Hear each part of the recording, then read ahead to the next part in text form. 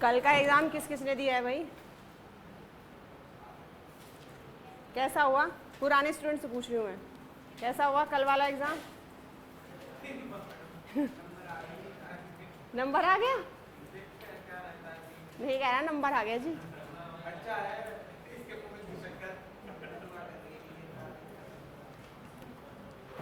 कुछ अजीब सा ही पेपर था।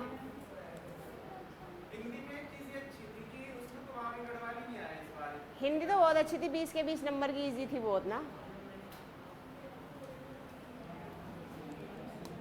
उत्तराखंडी या तो बहुत ही लो लेवल का था या बहुत हाई लेवल का था, वही ना। और भाई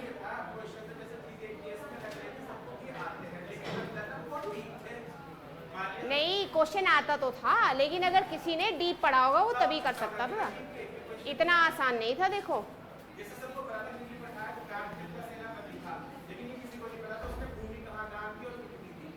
हाँ, वो देखो 12 जूला भूमि वाला क्वेश्चन था, और वो क्वेश्चन दो जगह दो तरीके से रिपीट कर रखा था, दोनों जगह अलग अलग भाषा में था वो। देखो था तो वहां भी रोध के, और वहां भूमि का मापन अलग था, जहां एक जगह और दिया हुआ था, और वहां भूमि का मापन अलग था।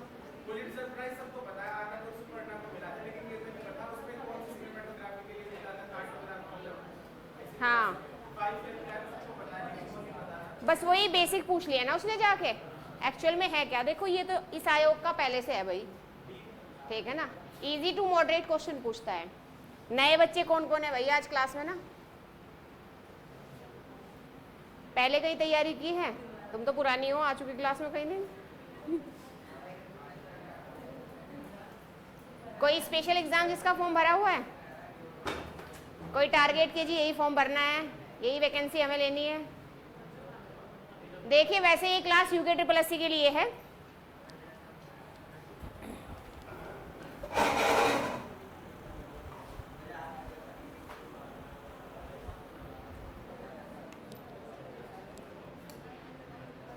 और यूके ट्रिपल एससी के लिए, क्योंकि यूके पीएससी में जो प्री का पेपर होता है उसमें हिंदी ना के बराबर आती है, 10 नंबर की हिंदी आती है उसमें ना।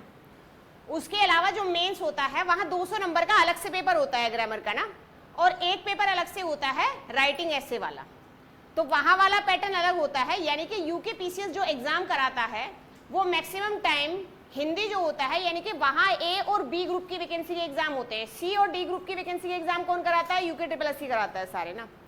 जो भी एग्जाम वनडे एग्जाम होते हैं, यानी कि एक दिन में एग्जाम दिया आपने, या फिर फिजिकल दिया, फिर एग्जाम दिया आपने, फिर मेरिट लगी, और फिर डीवी हो गया, और फिर ड्यूटी, आपको जॉब मिल गई। जो एग्जाम पहले प्री होगा, फिर मेंस होगा, फिर इंटरव्यू होगा, फिर मेरिट बनेगी, वो सारे एग्जाम यूके पीसीएस कराता है। यूके ट्रिपल एससी का ये वाली क्लास जो है वो स्पेशली यूके ट्रिपल एससी के लिए है। अब यूके ट्रिपल एससी के अंदर सी और डी ग्रुप की सारी वैकेंसी आती हैं, चाहे तो वो आपका एलटी टीचर हो, चाहे वो आपका पीआरटी हो। वैसे हमारे यहाँ पीआरटी के लिए कोई एग्जाम नहीं है, बट इन फ्यूचर होने वाला है पीआरटी के लिए भी कोई एग्जाम ना। उसके अलावा क्लरिकल डिपार्टमेंट में जितनी भी वैकेंसी है वो सारी यूके ट्रिपल एससी कंडक्ट कराता है। ग्रेजुएशन लेवल के भी कुछ एग्जाम, जैसे कि कल ही एग्जाम हुआ है पटवारी लेखपाल का, ठीक है ना, वीडियो वीपीडीओ का, वो एग्जाम भी कौन कराता है? वो सी ग्रुप के अंदर आता है, बी ग्रुप के अंदर नहीं आता है। वो एग्जाम भी सारे कौन कंडक्ट कराता है? तो यूके ट्रिपल एससी कराता है। अब बात यूके ट्रिपल एससी की अगर की जाए, जैसे कि आज ये पहली क्लास है, तो ये आयोग जो है इसका हेड ऑफिस है देहरादून के अंदर, और इस आयोग का अपना फिक्स पैटर्न है कि ये कोई भी एग्जाम कराए। वैसे तो मैक्सिमम टाइम ये एग्जाम कराता है, तो इसका सेम पैटर्न रहता है, ये दोनों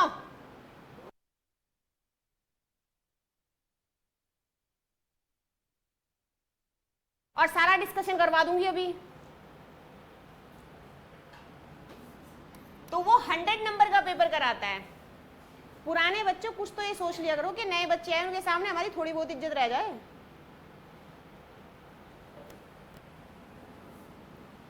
अब ये 100 मार्क्स के पेपर का पैटर्न क्या रहता है? देखो, अगर एग्जाम में सब्जेक्टिव है कोई मामला, यानी कि वो एजुकेशनल डिपार्टमेंट से जुड़ा हुआ है, यानी कि स्पेशली कहा जाए टीचिंग से, तो वहां तो सब्जेक्टिव आएगा, लेकिन वहां पर भी वो सब्जेक्टिव में जो पार्टिसिपेशन करता है वो 70-30 का, यानी कि वहां भी 100 ही नंबर का पेपर देता है यूके ट्रिपल एससी अगर कोई पेपर कराता है। और अगर वो मैक्सिमम टाइम पेपर कराता है तो 100 नंबर का पेपर रहता है, और 100 नंबर के पेपर में ना बहुत कम ऐसा रहता है कि क्वेश्चन के लेवल में फर्क आता है। अधिकतर क्वेश्चन वही उसी तरह के क्वेश्चन मिलेंगे देखने को। अब चाहे तो वो कांस्टेबल का पेपर कराए और चाहे वो दरोगा का कराए, उसके अलावा चाहे वो लेखपाल पटवारी वीडियो का पेपर करा रहा है और चाहे वो क्लरिकल एग्जाम करा रहा है, सबका लेवल उसका लगभग सेम रहता है। सिलेबस तो यही रहेगा 100 मार्क्स का। यहाँ यानी कि 100 मार्क्स और 100 ही क्वेश्चन होते हैं। 1/4 की नेगेटिव मार्किंग होती है, 4 क्वेश्चन गलत करे, एक सही साफ, ठीक है। अब इस 100 मार्क्स को इन्होंने 3 पार्ट में, यानी कि इसके 3 पार्ट हैं भाई। अब 3 पार्ट में यानी कि यहाँ पर ये हिंदी है 20 नंबर की आपकी ना, 20 नंबर की हिंदी आती है। और इस 20 नंबर की हिंदी में 3 तरीके के क्वेश्चन आपको देखने को मिलते हैं। एक तो है व्याकरण हिंदी, सबसे ज्यादा क्वेश्चन इसी के मिलते हैं देखने को। सारे इजी लेवल के क्वेश्चन आ रहे थे कल व्याकरण से ना, सब बहुत इजी लेवल के क्वेश्चन आ रखे थे। संधि इतनी आसान पूछ रखी थी ना के बराबर, जितने भी क्वेश्चन आए हुए थे। दूसरी होती है प्रयोजन मूलक हिंदी। भाई सबसे ज्यादा क्वेश्चन है इस व्याकरण के आते हैं इस 20 नंबर में ना, 12 से 14 क्वेश्चन आपको देखने को मिलते हैं। कई बार इसके 16 क्वेश्चन भी आ जाते हैं। जैसे कल वाला एग्जाम कराया गया तो उसमें मैक्सिमम पार्ट जो था वो व्याकरण का था, यानी कि प्रयोजन मूलक का तो एक ही क्वेश्चन आया हुआ था। हाँ 2 थे, एक क्वेश्चन और था, वो तो थोड़ा सा मिलता जुलता था हिंदी से ना। एक बिल्कुल प्योर था प्रयोजन मूलक का। उसके अलावा हिंदी साहित्य,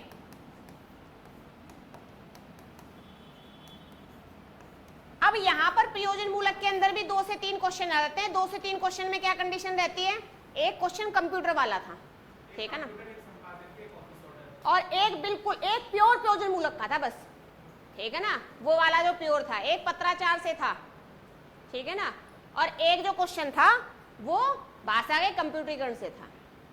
ऐसा कोई क्वेश्चन प्रयोजन मूलक में भी नहीं आ रखा था जो क्लास में ना पढ़ाया हो।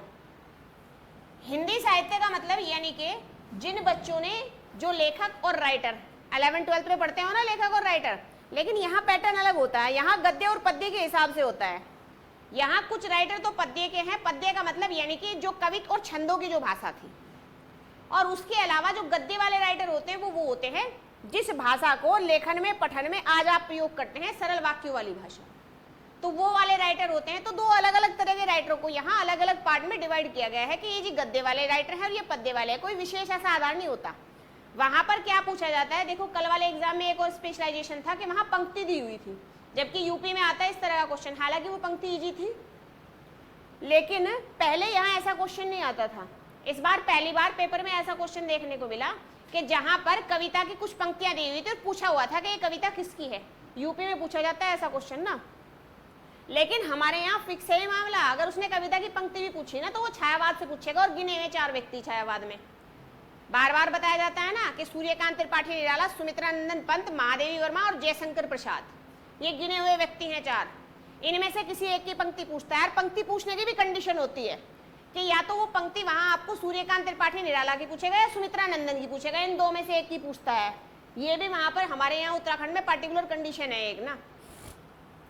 तो हिंदी साहित्य के अंतर्गत आदिकाल को छोड़कर भक्तिकाल, रीतिकाल और आधुनिक काल और वर्तमान समय में उत्तराखंड की पृष्ठभूमि से जुड़े हुए कवि, तो उनसे जुड़े हुए हिंदी साहित्य के क्वेश्चन यहाँ पूछे जाते हैं। उनकी क्या रचनाएं हैं, उनकी क्या उपलब्धियां हैं, क्या पुरस्कार हैं, कैसी भाषा है, कैसी लिपि है, कैसी बोली है, उनका क्या योगदान रहा है साहित्य के अंदर, यानी कि कुमाऊनी और गढ़वाली साहित्य में भी, और पीछे जो हिंदी साहित्य की पृष्ठभूमि रही है उसके अंदर, उससे सारे क्वेश्चन यहाँ बनते हैं। जैसे कल आपने क्वेश्चन देखने को मिले, एक क्वेश्चन तो वर्बली नॉर्मल आ रहा था, शुद्धि अशुद्धि में आया हुआ था। हाँ, ना वो हिंदी साहित्य का था ना वो व्याकरण का था, दोनों का मिला जुला समावेशन था वो क्वेश्चन ना। तो भाई ये 20 नंबर की हिंदी ना ऐसे पूछी जाती है। अब इस 20 नंबर की हिंदी में यहाँ व्याकरण पढ़ते हो। व्याकरण की क्लास कैसे चलती है, सोमवार, मंगलवार और बुधवार को व्याकरण की क्लास चलती है। क्योंकि इसका कंट्रीब्यूशन भी ज्यादा है इसलिए इसकी क्लास जो होती है वो ज्यादा दिन चलती है वीक में ना। अब उसके बाद प्रयोजन मूलक हिंदी से 2 से 3 क्वेश्चन आते हैं तो इसकी क्लास 1 दिन चलती है। व्याकरण के अंदर आप क्या पढ़ते हो, यानी कि यहाँ आप स्वर, व्यंजन, उपसर्ग, संधि, समास, संज्ञा, सर्वनाम, क्रिया, विशेषण, यहाँ वो सारी चीजें आप पढ़ते हो व्याकरण के अंदर ना। प्रयोजन मूलक हिंदी में क्या पढ़ते हो आप, यहाँ आप पत्र प्रारूप पढ़ते हो, यानी कि चाहे तो वो आपके सरकारी पत्र हैं और चाहे वो अर्ध सरकारी हैं। यहाँ केवल औपचारिक पढ़े जाते हैं, अनौपचारिक पत्र नहीं पढ़े जाते, ठीक है ना। अनौपचारिक पत्र तो सामान्य पत्र होते हैं, उनमें कोई मूलता नहीं होती है, कोई भाषा की विशेषता नहीं होती है, कोई लिपि या विशेष रूप से कहा जाए भाषा का कोई कंप्यूटरीकरण प्रयोग नहीं किया जाता है। ठीक है, प्रशासनिक कार्यों के लिए जिन पत्रों का प्रयोग किया जाता है केवल उनके अंदर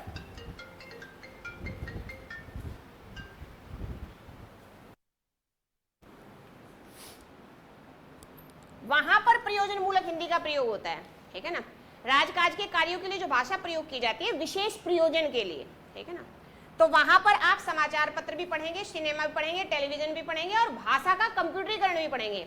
यहाँ कंप्यूटर भी पढ़ते हो आप, ठीक है ना, यहाँ इनपुट आउटपुट डिवाइस सारी पढ़ते हो, उनका क्या योगदान होता है, भाषा में कौन कौन से फ़ॉन्ट यूज किए जाते हैं, वर्तमान समय में सबसे ज्यादा प्रचलन में क्या प्रयोग किया गया फ़ॉन्ट कौन सा है, यूनिकोड नॉन यूनिकोड कौन कौन से हैं।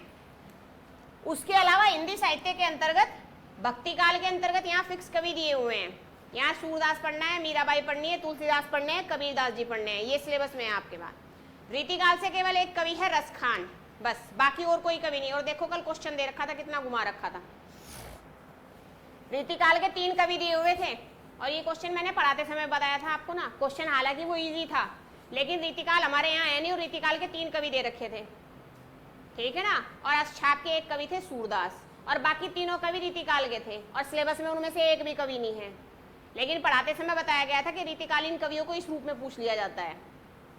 तो इस प्रकार से रीतिकाल के 1 कवि है रसखान, उसके अलावा भारतेंदु युग, द्विवेदी युग, छायावाद, प्रयोगवाद, प्रगतिवादी और वर्तमान समय में उत्तराखंड की पृष्ठभूमि से जुड़े हुए कवि, वो सारा का सारा यहाँ आता है। इसके अलावा उत्तराखंड की भाषा, लिपि, बोली, जो इनमें तीनों में यानी कि इन तीनों के अंदर उसका विशेष भाग है, तो वो भी पढ़ाया जाता है। वो पढ़ाया जाता है प्रयोजन मूलक। हिंदी साहित्य की क्लास होती है फ्राइडे को और सैटरडे को होता है यहाँ टेस्ट डे।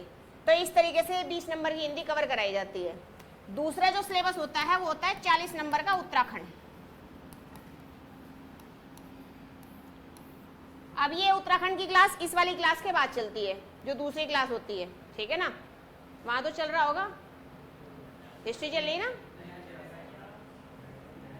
और जो तीसरा पार्ट होता है ना 40 नंबर का, वो होता है जी जीएस का पार्ट, ठीक है। ये पेपर ना 100 मार्क्स का ऐसे डिवाइड होता है 3 पार्ट में। इस उत्तराखंड वाले पार्ट में उत्तराखंड का स्टेटिक जीके भी होता है, यहाँ का उत्तराखंड का करंट भी होता है, उत्तराखंड की ज्योग्राफी भी होती है, उत्तराखंड की हिस्ट्री भी होती है, ठीक है ना, और हिस्ट्री के अंदर ही उत्तराखंड की संस्कृति भी होती है, यानी कि यहाँ की भौगोलिक ऐतिहासिक पृष्ठभूमि के साथ साथ यहाँ की सांस्कृतिक पृष्ठभूमि भी है। उसके अलावा इस जीएस के अंदर बहुत सारे पार्ट होते हैं जी। इस जीएस के अंदर हिस्ट्री भी है। इस हिस्ट्री का कंट्रीब्यूशन इतना है कि बस 3 से 4 क्वेश्चन आते हैं इस 40 नंबर में ना। अब इस हिस्ट्री के अंदर यहाँ जियोग्राफी भी है, यहाँ पॉलिटी भी है, यहाँ कंप्यूटर भी है, यहाँ रीजनिंग भी है, यहाँ इकोनॉमी भी है, यहाँ करंट भी है, यहाँ स्टैटिक जीके भी है। ये इतने सारे छोटे छोटे सब्जेक्ट हैं यहाँ, बहुत सारे ना।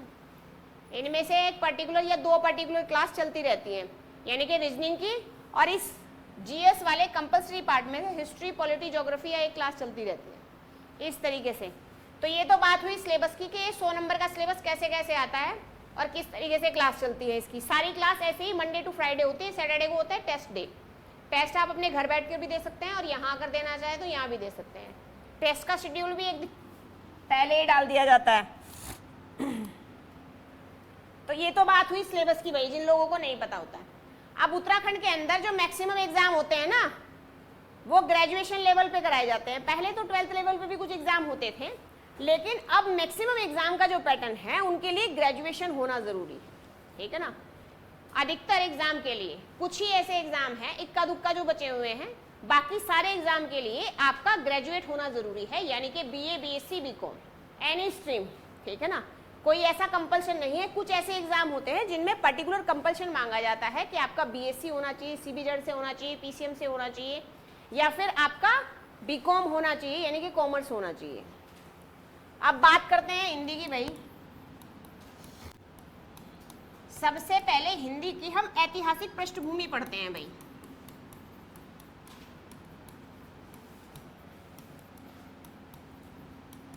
अब ऐतिहासिक पृष्ठभूमि की बात की जाए तो देखिए, हिंदी का अर्थ है यानी कि जो हिंदवी से बनी है, और हिंदवी बना है हिंदुस्तान से। यानी कि हिंदू से हिंदुस्तान, और वहां रहने वाले लोगों की जो भाषा थी वो हिंदवी, और कालांतर में बोलते बोलते हिंदी हो गई वो, ठीक है। सबसे पहले इसे हिंदवी के नाम से जाना गया था। अब ये ऐतिहासिक पृष्ठभूमि के नाम पर, यानी कि भाषा आई कहाँ? भाई हिंदी से पहले तो भाषा आई होगी ना, चाहे वो किसी भी तर्क वितर्क के आधार पर आई होगी। यानी कि पहले भाषा का ओरिजिन हुआ होगा, पहले भाषा का उद्भव हुआ होगा और फिर धीरे धीरे उसका सार बना होगा। यानी कि वो भाषा चाहे तो सांकेतिक रही हो, चाहे मौखिक रही हो, चाहे लिखित रही हो, किसी भी आधार पर पहले तो आई होगी वो भाषा ना। भाषा की पहले विचार अभिव्यक्ति आई होगी और फिर उसका लेखन अभिव्यक्ति आई होगी। भाई यहाँ भी क्लास में मैं आप लोगों के सामने आई हूँ तो पहले विचार अभिव्यक्ति तो होगी, बाद में तो तुम लिखोगे। ये ऐसा है, मैं आते ही मैंने कहा चलो भाई लिखना शुरू कर दो। पहले क्या होता है? विचार अभिव्यक्ति होती है, यानी कि उस बात पर परिचर्चा की जाती है। तो ऐसे ही ऐतिहासिक पृष्ठभूमि में अगर देखा जाए तो पहले विचार अभिव्यक्ति होगी। जब पृथ्वी यानी कि जब वो आग का गोला थी, धीरे धीरे धीरे वो ठंडी हुई तो क्या हुआ? कुछ तो लैंड एरिया बन गए और कुछ क्या बन गया? ओशियन एरिया, यानी कि समुद्र वाला एरिया बन गया।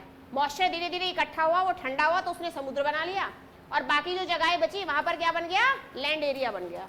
अब उसके साथ ही पृथ्वी पर जो पहले ओरिजिन हुआ वो किसका हुआ? वनस्पति का हुआ। यानी कि पहले पेड़ पौधे आए भाई, पहले बैक्टीरिया आए, फिर उन्हीं से ब्लू ग्रीन एल्गी आए, फिर उनसे इसी तरीके से टेरिडोफाइटा, ब्रोयोफाइटा और एंजियोस्पर्म, और आज की डेट में जो सबसे बड़ा जो युग है हमारा पौधों का, या कहा जाए सबसे बड़ा जो आपका बेस है प्लांट का, वो क्या है? फ्लावरिंग प्लांट, यानी कि पुष्पीय पादप। इसी तरीके से मनुष्य के भी ओरिजिन माना जाता है। उन्होंने कहा कि मनुष्य का ओरिजिन भी ऐसे ही हुआ, बैक्टीरिया से, यानी कि कोई सूक्ष्म जीव आया, धीरे धीरे धीरे डेवलप करके उसने आज की डेट का जो ह्यूमन बीइंग है आपके सामने, यानी कि आज का जो मनुष्य है वो जन्मा। अब मनुष्य की जो उत्पत्ति मानी जाती है वो कब से? पाषाण युग से मानी जाती है। अब पाषाण युग में क्या रहा होगा कि उस समय का हमें भाषा का कोई एविडेंस हमारे पास नहीं है, यानी कि वो लोग आपस में विचार अभिव्यक्ति कैसे करते थे। अब शुरू में जो मनुष्य था वो कैसा था? वो तो खाना बदोश था। खाना बदोश का मतलब क्या होता है? बस खाने के लिए जीता था। आज की तरह थोड़ा ही ना कि उसको गाड़ी चाहिए, एसी चाहिए, बंगला चाहिए, बहुत सारी फैसिलिटीज चाहिए, ऐसा कुछ नहीं था। Good morning, good morning. हाँ जी, नया बैच चल रहा है आज ना। तो उस समय ऐसा कुछ नहीं था। खाना बदोश का मतलब यानी कि उसकी रहने की, पहनने की ऐसी कोई नीड नहीं थी, बस उसकी खाने की नीड थी। और खाना बदोश कैसा था? जो भी उसे मिला वो खा लिया उसने, कच्चा पक्का ना। फिर धीरे धीरे क्या हुआ कि वो मेंटली डेवलप हुआ। भाई जैसे जैसे मेंटली डेवलपमेंट होता है तो ऐसे ऐसे हम सुविधाओं को अर्न करना चाहते हैं।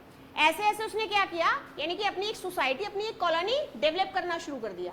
पहले शादी वादी नहीं होती थी, मनुष्य ऐसे घूमते फिरते थे। फिर धीरे धीरे उसने क्या किया, उसको लगा कि हाँ खाने की चीजें अच्छी बनाई जा सकती हैं, उन्हें पकाया जा सकता है। भाई आग का आविष्कार हो गया, धीरे धीरे उसने अनाज उगाना शुरू कर लिया। उसने कहा इसे स्टोर किया जाए।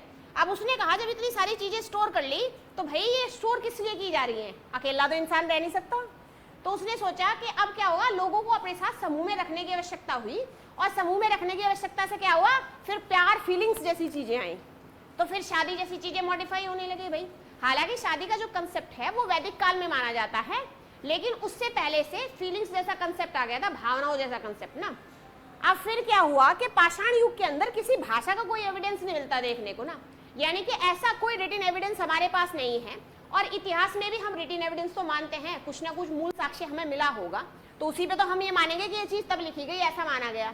तो पाषाण युगीन कोई भाषा नहीं है, यानी कि वहां पर जो भाषा रही होगी शायद वो सांकेतिक भाषा रही होगी। सांकेतिक का मतलब यानी कि संकेतों से एक दूसरे को अपने विचार अभिव्यक्त करते होंगे, यानी कि कम्युनिकेशन कैसे होता होगा? संकेतों से। कोई सिग्नल होंगे भाई उनके ना। उसके बाद जो आपकी सभ्यता आती है वो हड़प्पा सभ्यता आती है भारत के अंदर ना। अब हड़प्पा सभ्यता में क्या है कि वहां पर भाषा का कोई आधार रहा, लेकिन वो लैंग्वेज जो है, या कहा जाए जिस लिपि को उन्होंने लिखने का प्रयास किया उसको आज तक पढ़ा नहीं गया, यानी कि वो क्या निरर्थक लिपि कहलाती है, यानी कि उसको आज तक कोई नहीं समझ पाया। जो आपकी हड़प्पा सभ्यता है, या कहा जाए सिंधु घाटी सभ्यता है, जिसका सबसे बड़ा नगर हड़प्पा है, इसलिए उसे हड़प्पा सभ्यता के नाम से भी जाना जाता है। तो वहां क्या हुआ कि वहां पर वो लोग आपस में बातचीत करते होंगे, वार्तालाप भी होगा, क्योंकि वहां पर तो बहुत सारे ऐसे आधार देखे गए हैं कि वो पहले नगरीय सभ्यता थी। नगरीय का मतलब यानी कि वहां पर सिटी जो थी वो पहले आया था। अगर सिटी का कंसेप्ट देखें, यानी कि नगर का कंसेप्ट पहले आया था गांव के कंसेप्ट से। गांव का कंसेप्ट तो बाद में आएगा वैदिक पीरियड में। तो उस समय वहां पर सारी ऐसी चीजें थी जैसी आज की डेट में सिटी में आपको देखने को मिलेंगी। उसी तरह की सोसाइटी डेवलप थी, मकान उसी तरह के थे, रोड उसी तरह से गए, सारा व्यापार का आधार उसी तरीके से था, सब कुछ सारी चीजें जो देखने को मिलती है, यानी कि जो एविडेंस हमें, जो साक्ष्य मिले हैं उस समय के ना। लेकिन उन्होंने जिस लिपि को लिखकर छोड़ा है, जो लिपि वाले साक्ष्य हमारे पास मिले हैं, लिपि का मतलब होता है भाषा को जो लिपा है उन्होंने ना, उसी से तो हमने देखा, तो उस लिपि को आज तक कोई समझ नहीं पाया। तो हड़प्पा युगीन सभ्यता के अंतर्गत जो लिपि देखी गई उसे कोई नहीं समझ पाया, तो वो भी निरर्थक रही। अब उसके बाद लैंग्वेज का यानी कि भाषा का जो है वो सबसे पहला एविडेंस जो है वो वैदिक काल में देखने को मिला। वैदिक काल के अंदर भी ऋग्वैदिक काल में, वैदिक काल दो पार्ट में डिवाइडेड है, एक ऋग्वैदिक काल और एक दूसरा क्या है, उत्तर वैदिक काल, यानी कि वैदिक पीरियड और पोस्ट वैदिक पीरियड। अब जो वैदिक पीरियड है उसके अंदर हमें ऋग्वेद, यानी कि ऐसा नहीं था, वेद जो थे वो पहले भी थे, लेकिन वेदों का आधार क्या था, उन्हें क्या कहा जाता था, श्रुति। श्रुति का मतलब यानी कि जो सुने और सुनाए जाते थे, कंठस्थ थे, गुरु और शिष्य को कंठस्थ होते थे, यानी कि वो सुनते और सुनाते थे, वर्बली मौखिक रूप से आधार था, वो कहीं लिखित नहीं थे। तो वैदिक काल के अंतर्गत क्या किया गया कि उन्हें लिखने का प्रयास किया गया। हालांकि ऋग्वेद से भी पुराना जो ग्रंथ माना जाता है वो अवेस्ता माना जाता है, ठीक है।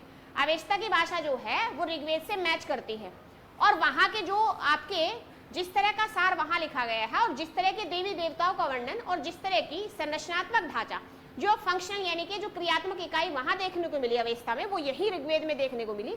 तो इसलिए कहा जाता है कि जो आपके उस समय जो आर्य लोग थे वो कहां से, वो मध्य एशिया से आए होंगे, साइबेरिया का जो हिस्सा है वहां से, क्योंकि अवेस्ता वही ईरान इराक वाले उस वाले हिस्से में लिखा गया था, और उसकी भाषा यहाँ से बिल्कुल मैच होती थी।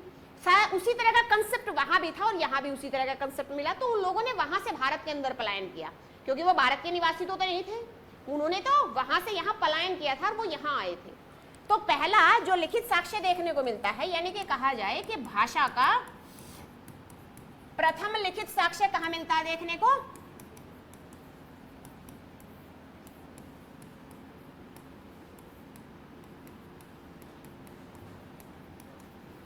ऋग्वैदिक काल में। अगर भाषा की बात की जाए, हम हिंदी भाषा की बात कर रहे हैं, इसीलिए हम उसी की ऐतिहासिक पृष्ठभूमि पढ़ रहे हैं, किसी और लैंग्वेज की नहीं पढ़ रहे हैं हम। अब साक्ष्य ऋग्वैदिक काल में किस रूप में मिला, संस्कृत भाषा के रूप में। हालांकि एक सांस्कृतिक भाषा है, धरोहर भाषा इसको कहा जाता है, पर ये डेड लैंग्वेज नहीं है। जैसे लैटिन भाषा जो है ना, वो डेड लैंग्वेज की फॉर्म में आ गई है, ये डेड लैंग्वेज नहीं है। डेड लैंग्वेज क्यों नहीं है, क्योंकि आज भी इसके मानक स्थापित किए जाते हैं, आज भी इसमें परिवर्तन होते हैं, और आज भी वर्तमान समय में भी इसका प्रयोग किया जाता है। डेड लैंग्वेज क्या होती है, जिनमें कोई स्टैंडर्ड वैल्यू आज आप यूज ना कर सको, जिनमें कोई चेंजेस अब ना किया जा सके, जो जैसी हैं ऐसी ही रहेंगी अब। इसलिए कहा जाता है ना कि इसका नाम लैटिन भाषा में, इसका नाम लैटिन भाषा में, जितने भी आपको साइंटिफिक नेम मिलते हैं देखने को, वो अधिकतर आपको लैटिन भाषा में मिलते हैं देखने को। क्यों मिलते हैं, क्योंकि लैटिन भाषा एक ऐसी भाषा है जो विश्व के हर स्थान पर एक ही रूप में जानी जाएगी। अगर वहां का इंसान उसे नहीं जानता है तो वो सर्च करके तुरंत दे सकता है कि इसका लैटिन नाम है, तो हमारी भाषा में इसे क्या कहेंगे। तो लैटिन नाम क्या होते हैं, वो डेड लैंग्वेजेस हैं, यानी कि जिनमें कोई चेंज नहीं किया जा सकता, जो पूरे विश्व में एक ही स्तर पर पाई जाती है। अब मान लें किसी चीज को हम संस्कृत भाषा में अलग कह रहे हैं, तमिल में अलग है, तेलुगु में अलग है, कन्नड़ में अलग है, फ्रेंच में अलग है, जर्मनी में अलग है, तो अलग अलग होगी ना, रोमन में अलग है। जबकि लैटिन भाषा का क्या है कि वो लैटिन में सारे विश्व में एक ही तरह मिलेगी देखने को। तो इसलिए साइंटिफिक लैंग्वेज के अंदर जितने भी नाम जो यूज किए जाते हैं वो सारे लैटिन भाषा से लेकर यूज किए जाते हैं, ताकि उनका कंसेप्ट जहां भी हो वो इक्वल हो, एक जैसा, ठीक है ना। सबने उनका हिस्टोरिकल बैकग्राउंड एक ही रूप में पढ़ा हो, किसी को कोई समस्या ना हो फ्यूचर में कहीं भी जाने पर। तो भाई इस तरीके से यहाँ भाषा का प्रथम लिखित साक्ष्य किस रूप में मिला देखने को, संस्कृत भाषा के रूप में मिला, ठीक है ना। और इसीलिए संस्कृत को क्या कहा जाता है, हिंदी की आदिजन्य कहा जाता है। भाई आदिजन्य का मतलब क्या है, जब भी आदिकाल में जहां से हिंदी का स्रोत शुरू होता है, यानी कि जिसके कारण आज हिंदी बनी, ठीक है ना, तो वो पहली जो प्रथम भाषा थी वो संस्कृत भाषा थी। इसे प्रथम भाषा की संज्ञा दी जाती है, लेकिन ये प्रथम भारतीय भाषा नहीं है, क्योंकि ये हमारे यहाँ नहीं जन्मी, आर्य अपने साथ लेकर आए हैं। आर्यों ने संस्कृत भाषा में वेदों की रचना की, और सबसे पहला जो वेद था जिसकी रचना की गई, रचना का मतलब होता है इनकी स्ट्रक्चर डिफाइन करना, यानी कि वो पहले से था, ठीक है, उसे केवल लिखित रूप में संरचनात्मक ढांचे के रूप में निर्मित किया गया, वो तो पहले से था भाई।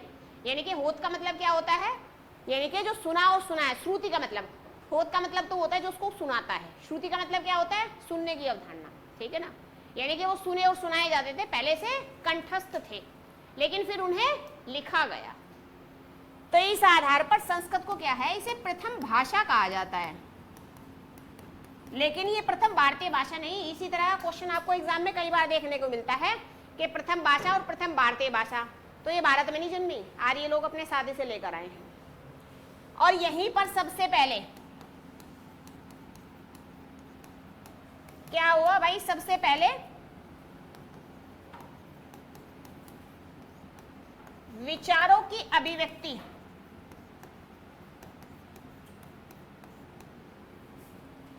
सरल रूप में। अब सरल रूप का मतलब समझते हो आप, जिसे तब के विचारों को आज भी इंसान कोई भी समझ ले। सरल वही तो होगा जिसे हर व्यक्ति समझ ले। सबसे पहले विचारों की अभिव्यक्ति सरल रूप में संस्कृत भाषा में हुई।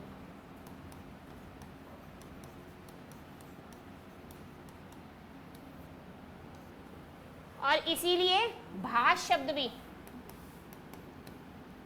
अब संस्कृत भाषा है तो वहां हलंत की प्राथमिकता होती है, तो भाष शब्द सर्वप्रथम कहां देखने को मिला, ऋग्वेद में। कहां मिला देखने को भाई, ऋग्वेद के अंदर। सबसे पहले ऋग्वेद में भाष शब्द देखा, और भाष का मतलब क्या होता है, बताना, बोलना, अभिव्यक्त करना, और उसी से बाद में भाषा बनी।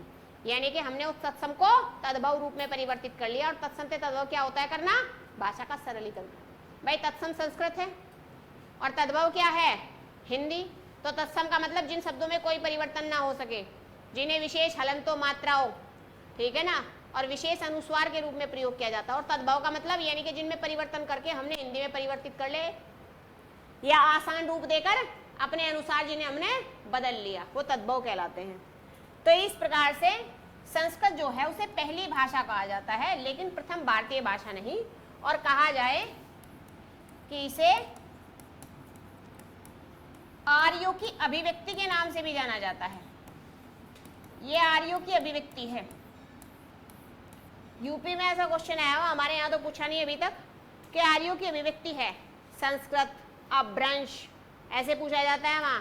वैदिक संस्कृत, लौकिक संस्कृत, तो आर्यों की अभिव्यक्ति जो है वो वैदिक संस्कृत है। लौकिक संस्कृत क्या है, लोक में प्रचलित, यानी कि जब वो हमारे यहाँ प्रचलित हो गई तो हमारे यहाँ के आचार्यों ने अपनी भाषा के रूप में उसे बदला, तो इसीलिए वैदिक संस्कृत है। क्या है, जो आर्यों की अभिव्यक्ति है। संस्कृत के भी 2-3 रूप देखने को मिलेंगे आपको आगे ना, 2 तो मिलेंगे ही, वैदिक संस्कृत और लौकिक संस्कृत। वैदिक संस्कृत वो है जिसमें वेद लिखे गए हैं, लौकिक संस्कृत वो है जिसमें लोक अभिव्यक्ति लिखी गई है। लोक अभिव्यक्ति का मतलब यानी कि द्वापर युग, त्रेता युग, सतयुग, ठीक है ना, इनके अंतर्गत जो भी अवतार हुए हैं उनकी विशेष अभिव्यक्ति लिखी गई है।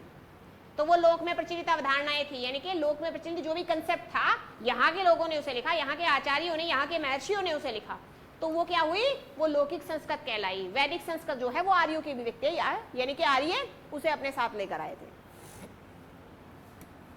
अब कहा जाए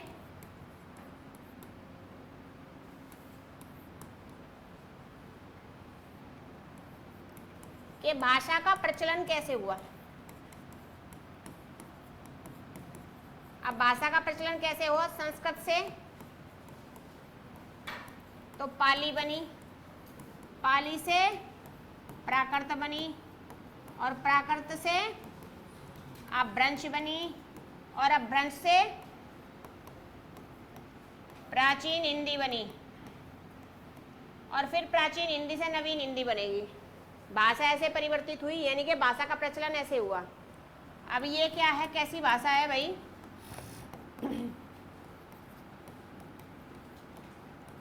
आदिकालीन। अब वो वाली आदिकालीन नहीं, आदिकाल वाली नहीं, आदिकालीन का मतलब जो आदिकाल में जन्मी, या प्रथम भाषा। ये कौन सी है, भारत में पली। भारत में पली का मतलब यानी कि इसका निर्माण भारत में हुआ, कहा जाता है भारत में पली हुई भाषा मानी जाती है, तो पाली भाषा है, इसे प्रथम भारतीय भाषा कहा जाता है।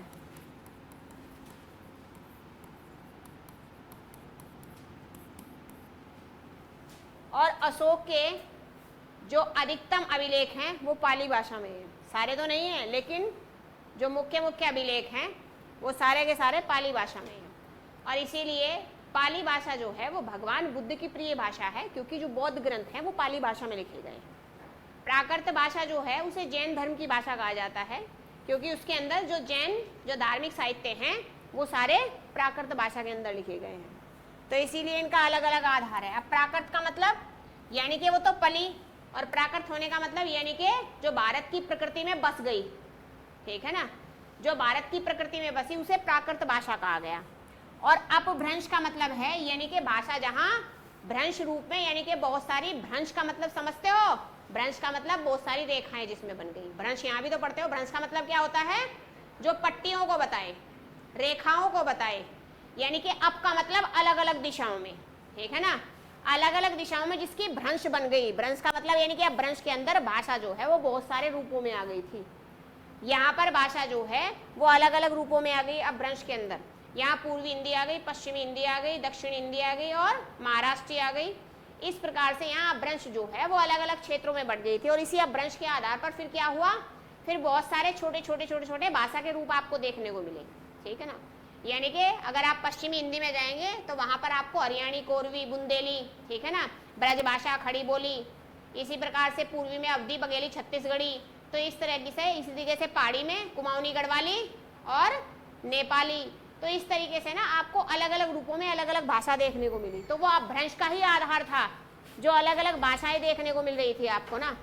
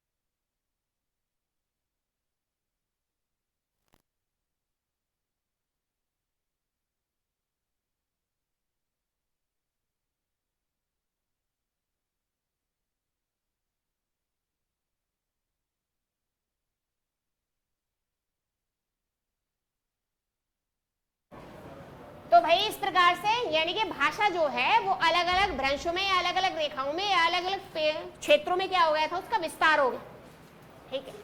और फिर उसके बाद भाषा जो है वो हिंदी रूप में परिवर्तित हुई थी। कल इससे एक क्वेश्चन आ रखा था महाराष्ट्री वाला, ठीक है ना, बस उससे हिंदी नहीं जन्मी, बाकी पूर्वी से, पश्चिमी से, बिहारी से सबसे जन्मी, देखो बस उसी से महाराष्ट्री से जन्मी, उससे मराठी जन्मी है,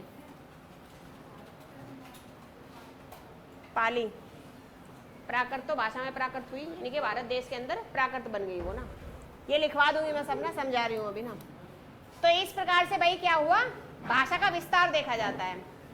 अब भाषा जो है सर्वप्रथम जो है, भाषा का जो प्रथम रूप है वो मौखिक रूप माना जाता है, क्योंकि सबसे पहले तो मौखिक अभिव्यक्ति रही होगी भाषा को लेकर। और हमें ऐसे साक्ष्य भी मिले हैं कि मौखिक अभिव्यक्ति रही होगी, भाई पाषाण युगीन जो लोग थे उनके अंदर मौखिक अभिव्यक्ति होती होगी, लेकिन साक्ष्य तो है नहीं, तो मौखिक अभिव्यक्ति का तो आधार रहा होगा, क्योंकि जो आपका पूरा पाषाण, मध्य पाषाण और नव पाषाण काल है, तो पूरा पाषाण में चलो मनुष्य का परिवार नहीं था, लेकिन मध्य पाषाण और नव पाषाण काल में तो उसने क्या किया था, एक सामाजिकरण कर लिया था, तो वहां पर तो कोई मौखिक अभिव्यक्ति रहती होगी बात करने की ना।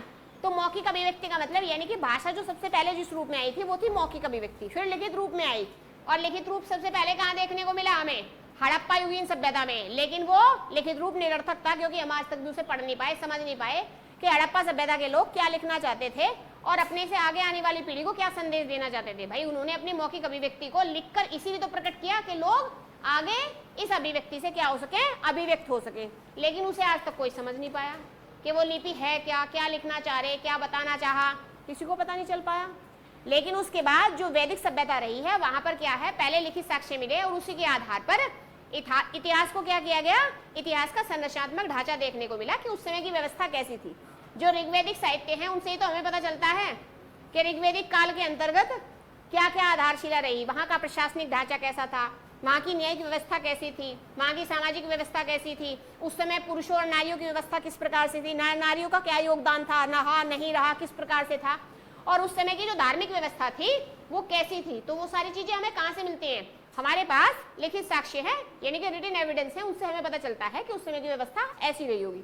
भाई सभा समिति थी, ऋग्वैदिक काल में महिलाओं का उच्च स्थान था और उत्तर वैदिक काल में निम्न हो गया था। तो इस प्रकार से वो सारी चीजें कहाँ से पता चला हमें, वो हमें पता चला है लिखित साक्ष्य से। जबकि सिंधु घाटी सभ्यता में हमें केवल हम आंकड़े लगाते हैं कि हाँ ऐसा रहा होगा, मात्र सत्तात्मक सत्ता रही होगी, पितृ सत्तात्मक भी मानते हैं, ऐसी व्यवस्था रही होगी, नारी की पूजा की जाती थी, इस देवता को मानते थे, ये देवता रहा होगा। तो वो सारे क्या हैं, वो हमें चित्रात्मक यानी कि पुरातात्विक जो साक्ष्य मिले हैं, आर्कियोलॉजिकल जो सोर्स मिले हैं, उनसे हमने बस देखा है, लिखित तो हमें कुछ नहीं है। लेकिन ऋग्वैदिक काल में हमें लिखित आधार मिला। तो इसलिए अगर बात की जाए भाषा की, तो भाषा के अंदर जो प्रथम भाषा रूप था वो कैसा था, प्रथम भाषा रूप मौखिक था। ये इस तरह के क्वेश्चन यूके SSS में पूछे जाते हैं भाई। जो प्रथम भाषा रूप था वो मौखिक था, और मौखिक संवाद जो है वो पाषाण युगीन आधार का हमें देखने को मिला, यानी कि जो पाषाण युगीन ऐतिहासिक घटनाएं रही होंगी वहां मौखिक रूप पर लोग एक दूसरे से संवाद अभिव्यक्त करते होंगे, यानी कि उनका कम्युनिकेशन कैसे होता होगा, मौखिक रूप से होता होगा भाई। लेकिन ये नहीं पता कि उनका मौखिक संवाद प्रकट करने का आधार क्या रहा होगा, किस प्रकार की भाषा का वो प्रयोग करते होंगे। लेकिन कुछ कुछ जगह ऐसा मिलता है कि जैसे सांकेतिक भाषा उनकी रही होगी, यानी कि कोई सिग्नल होंगे उनके जो वो प्रकट करते होंगे। जैसे इंजेक्ट होते हैं ना, कीट पतंगे होते हैं, वो सिग्नल देते हैं ना अपने दूसरे पार्टनर को बुलाने के लिए, अपनी कॉलोनी के बाकी जो मेंबर होते हैं उनको बुलाने के लिए वो सिग्नल देते हैं। तो इस तरह का कोई आधार रहा होगा पाषाण युगीन सभ्यता के अंदर ना। उसके अलावा सिंधु घाटी सभ्यता के अंदर प्रथम लिखित साक्ष्य मिला देखने को। प्रथम लिखित साक्ष्य की बात की जाए, प्रथम लिखित साक्ष्य, भाषा की बात हो रही भाई, इतिहास में नहीं, इतिहास का कंसेप्ट अलग है बिल्कुल। कभी ये सोचो जी हमने इतिहास में वैसा पढ़ा, हम पढ़ रहे हैं हिंदी भाषा की पृष्ठभूमि, उसका ऐतिहासिक पृष्ठभूमि पढ़ रहे हैं हम। प्रथम लिखित साक्ष्य भाषा का तो कहां मिला,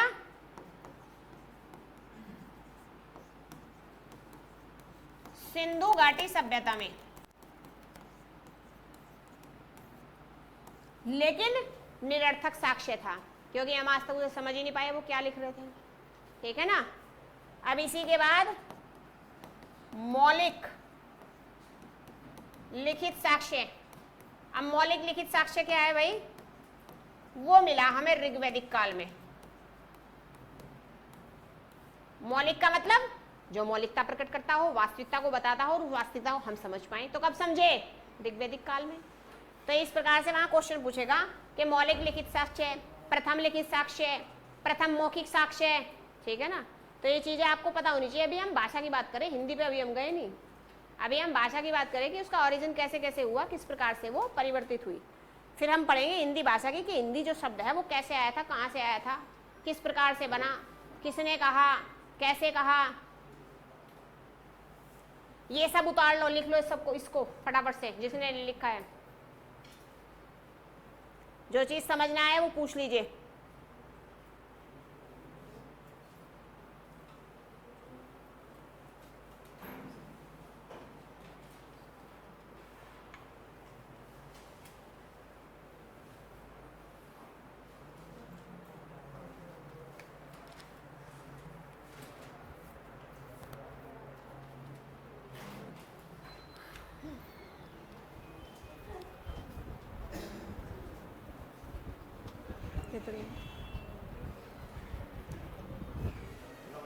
बस भाई आज के लिए इतना ही, बाकी पढ़ेंगे कल।